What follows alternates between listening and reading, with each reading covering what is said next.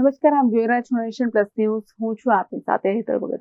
ઉમરેઠના 17 mule એકાઉન્ટમાં online ઠગાઈના cyber ફ્રોડના સંગઠિત રેકેટનો પર્દાફાશ થયો છે. સાયબર ફ્રોડને લગતા સંગઠિત ગુનાઓને અંજામ આપી કુલ રૂપિયા 3,38,27,790 ની ઠગાઈ કરનાર ગેંગના સાગરીતો સામે આણંદ સાયબર ક્રાઇમ પોલીસે મોટી કાર્યવાહી હાથ ધરી છે, જેમાં ગૃહ વિભાગ દ્વારા તાજેતરમાં લોન્ચ કરાયેલ ઓપરેશન મ્યુલ હન્ટ ડ્રાઈવ અંતર્ગત વડી કચેરી દ્વારા આપવામાં આવેલી બેંક ખાતાઓની માહિતી તેમજ ભારત સરકાર દ્વારા કાર્યરત I4C પોર્ટલ મારફતે મળેલી મ્યુલ એકાઉન્ટની માહિતીના આધારે તપાસ શરૂ કરવામાં આવી હતી. વધતા જતા સાયબર ફ્રોડના બનાવોને રોકવા અને બનેલ ગુનાઓ શોધી કાઢવા અમદાવાદ વિભાગના પોલીસ મહાનિરીક્ષક તથા આણંદ જિલ્લા પોલીસ અધિક્ષકની સૂચના અને નાયબ પોલીસ અધિક્ષકના માર્ગદર્શન હેઠળ આણંદ સાયબર ક્રાઇમ પોલીસે મ્યુલ એકાઉન્ટની વિસ્તૃત તપાસ કરી હતી.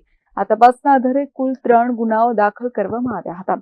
તપાસ દરમિયાન ખુલ્યું હતું કે ગૌરવ ઠાકુર શાહના ઇશારે કૃતાર્થ દિવ્યાંગ શાહ, તેના મિત્રો ઋષિ અતુલ કુમાર શાહ, ભારદ્વાજ યોગેશ ભિંડી અને હિરલ કુમાર મિતુલ પટેલની મદદથી ષડયંત્ર રચ્યું હતું. આ ગેંગે ભારતના અલગ અલગ રાજ્યોમાં સાયબર ફ્રોડનો ભોગ બનેલા લોકો પાસેથી વિવિધ રીતે છેતરપિંડી કરી અનેક બેંક ખાતાઓમાં રકમ જમા કરાવી હતી. આ રીતે સાયબર ફ્રોડથી મેળવેલી કુલ 3.38 કરોડ રૂપિયાની રકમને હવાલા મારફતે મોકલી તે રકમ USDT ક્રિપ્ટોકરન્સીમાં કન્વર્ટ કરી દુબઈ ખાતે મોકલવામાં આવતી હોવાનું તપાસમાં બહાર આવ્યું હતું. આ સમગ્ર પ્રવૃત્તિ સંગઠિત રીતે કરવામાં આવતી હોવાનું પોલીસ તપાસમાં સ્પષ્ટ થયું છે. આ કેસમાં પોલીસ દ્વારા 5 આરોપીઓ પૈકી ઋષિ અતુલ કુમાર શાહ, ભારદ્વાજ યોગેશ ભિંડી અને હિરલ કુમાર મિતુલભાઈ પટેલની અટકાયત કરવામાં આવી છે, જ્યારે અન્ય આરોપીઓની શોધખોળ ચાલુ છે. આ ગુનામાં ઉપયોગમાં લેવાયેલા કુલ 17 મ્યુલ એકાઉન્ટ પર NCCRP પોર્ટલ પર ભારતના વિવિધ રાજ્યોમાંથી કુલ 37 ઓનલાઈન ફાઇનાન્શિયલ ફ્રોડ અને સાયબર ફ્રોડની ફરિયાદો નોંધાયેલ હોવાનું પણ તપાસમાં સામે આવ્યું છે. આ ગુનામાં આરોપીની મોડસ ઓપરેન્ડી જેવા મળી હતી, જેમાં આરોપીઓ એકબીજાના મેળાપીપણામાંથી પૂર્વ આયોજિત રીતે ષડયંત્ર રચી લોકોને વિશ્વાસમાં લઈ એકાઉન્ટ ખોલાવતા, જે બાદ તેમના બેંક ખાતાઓમાં રૂપિયા ઓનલાઈન ટ્રાન્સફર કરાવી નાણાં મેળવી આગળ હવાલા મારફતે તેમના મળતિયાઓને મોકલી સાયબર ફ્રોડને અંજામ આપે છે.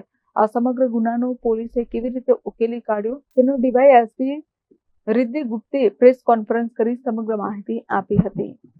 તાજેતરમાં વધતા જતા સાયબર ક્રાઇમ ફ્રોડ્સને લગતા ગુનાઓ અટકાવવા માટે ગૃહ વિભાગ દ્વારા ઓપરેશન મ્યુલ હન્ટ ડ્રાઈવ શરૂ કરવામાં આવી, જે અંતર્ગત I4C પોર્ટલ મારફતે મ્યુલ અકાઉન્ટ્સનો data cyber crime police station આણંદને આપવામાં આવતો હતો, જે હેઠળ કુલ મળીને 3 ગુનાઓ આજ સુધી નોંધવામાં આવેલા છે. આ ગુનાઓની પેટર્ન એવી હતી કે આ મ્યુલ અકાઉન્ટ્સનો ઉપયોગ કરીને વિવિધ ટ્રાન્ઝેક્શન્સ કરવામાં આવતા હતા. આ ટ્રાન્ઝેક્શન્સને આંગળીયા મારફતે USDTમાં કન્વર્ટ કરીને આ નાણાંને દુબઈ મોકલવામાં આવતા હતા. આ નાણાંના ઉપયોગ માટે વિવિધ 17 અકાઉન્ટ આજ દિન સુધી ગુનાના કામે તપાસમાં લેવામાં આવ્યા હતા. જે પર્ટિક્યુલરલી જે ગુનો આપણે વાત કરી રહ્યા છે એમાં વિવિધ 5 આરોપીઓમાંથી 3 આરોપીઓ પકડાયેલ છે, 2 આરોપી પકડવાના બાકી છે. આ આરોપીઓ નામે ઋષિ અતુલ કુમાર શાહ, ઉમરેઠ જિલ્લો આણંદ, હિરલ કુમાર મિતુલભાઈ પટેલ, અંબા માતાનું ફળિયું ઉમરેઠ જિલ્લો આણંદ, ભારદ્વાજ યોગેશભાઈ ભિંડી, પાટણપોળ ઉમરેઠ જિલ્લો આણંદ. પકડવાના બાકી આરોપી છે ગૌરવ ઠાકોરભાઈ શાહ, ઉમરેઠ તાલુકો જિલ્લો આણંદ અને કૃતાર્થ દિવ્યાંગ કુમાર શાહ, ઉમરેઠ જિલ્લો આણંદ. આ 5 આરોપીઓ વિવિધ 17 અકાઉન્ટમાં આ પ્રકારના ટ્રાન્ઝેક્શન ઓર્ગેનાઇઝડ ક્રાઇમ કરી એ ટ્રાન્ઝેક્શન મેળવતા હતા. આ જે ડેટા આપણને મળ્યો હતો એમાં cyber crime police station PI Shri દ્વારા અને તેમની ટીમ દ્વારા ટેકનિકલ ડેટા, CDR, વિવિધ એનાલિસિસ ધ્યાનમાં રાખીને બેંક સ્ટેટમેન્ટ તેમજ અન્ય ટેકનિકલ માહિતીની એનાલિસિસ કરીને આ ટ્રાન્ઝેક્શન્સ ધરાવતા 17 અકાઉન્ટને ટાર્ગેટ કરવામાં આવ્યા હતા. એમની પૂછપરછ કરીને આ 5 આરોપીઓને ધ્યાનમાં લઈને એમાંથી 3ને પકડવામાં આવ્યા હતા. આ અકાઉન્ટમાંથી કુલ 3,38,27,790 રૂપિયાનું ટ્રાન્ઝેક્શન થયેલ હોવાની માહિતી તપાસ દરમિયાન બહાર આવેલી છે.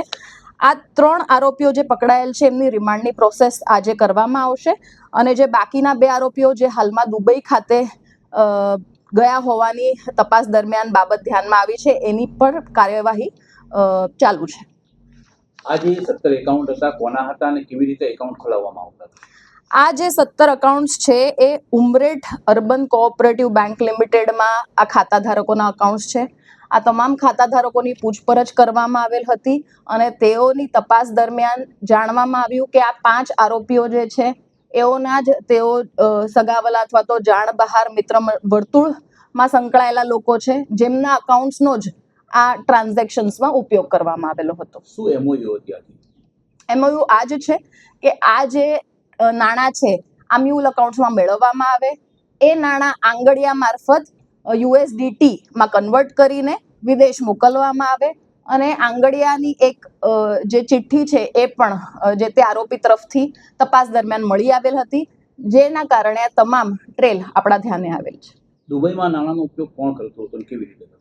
એ તપાસનો વિષય છે એટલે એ આગળ ધ્યાનમાં આવશે. શું આમાં કોઈ આંતરરાષ્ટ્રીય રેકેટ પણ છે કે કેમ? એટલા માટે જ આ ઓપરેશન મ્યુલ હન્ટ તાજેતરમાં લોન્ચ કરવામાં આવ્યું છે જેથી આ પ્રકારના રેકેટ્સ પણ ભવિષ્યમાં આપણે વધારે ધ્યાનમાં લઈ શકીએ.